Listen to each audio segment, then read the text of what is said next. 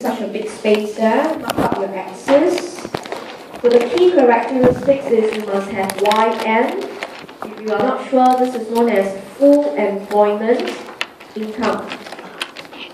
Alright, this is your full employment income level, but you are very far away, so let's put our Y1 here. Okay, so you are in a deep recession. Okay, we put another point here, Y1 prime. So, okay, when you are at this zone, you are in deep recession. So we don't hurriedly draw our diagram. Okay, we don't just draw horizontal line anywhere you like. First, we must demarcate on the axis the onset of the deep recession.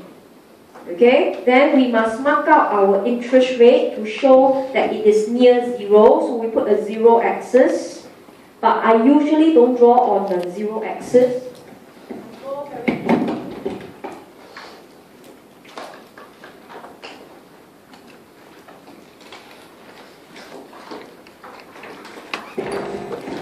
Alright, so I have my I prime.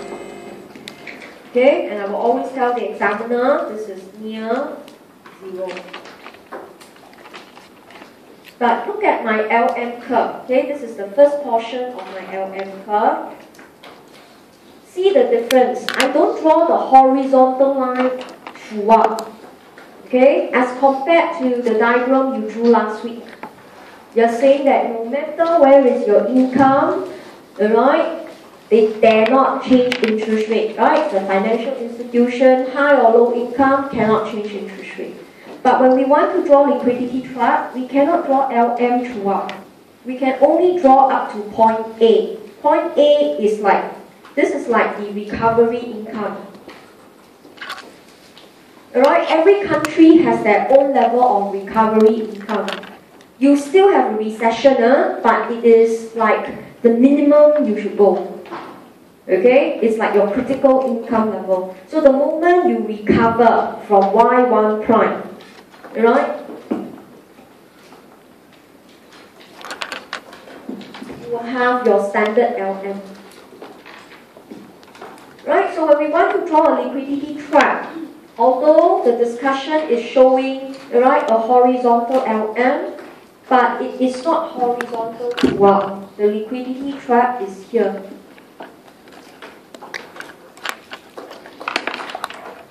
Okay, showing that H2 is infinite, interest rate is near zero.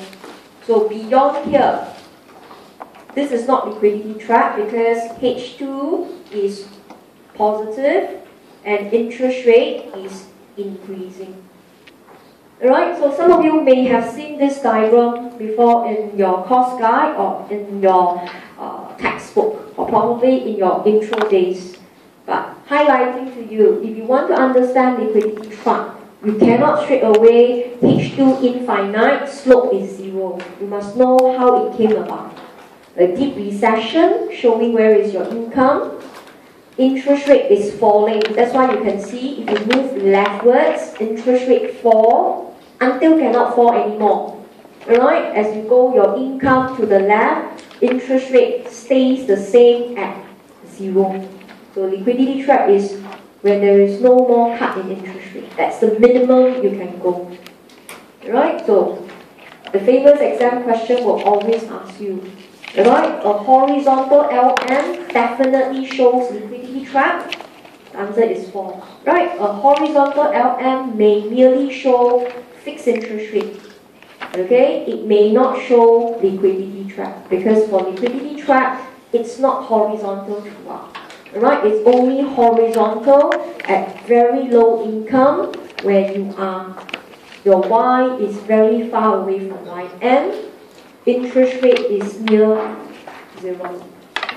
Okay, so this will be a very interesting aspect when I actually teach you ATAS, ISLM in topic 8. You will see the moment you fall into this zone, your economy literally, alright, all the policies will fail. Alright, so in other words, you could see if I were to put a point, let's say I take a point arbitrary, this would be very much Japan. Okay, but it was in the news last Saturday that there are signs that Japan is getting out of the trap. There are signs that there is no deflation in Japan. Okay, then where would US be? US would be probably here.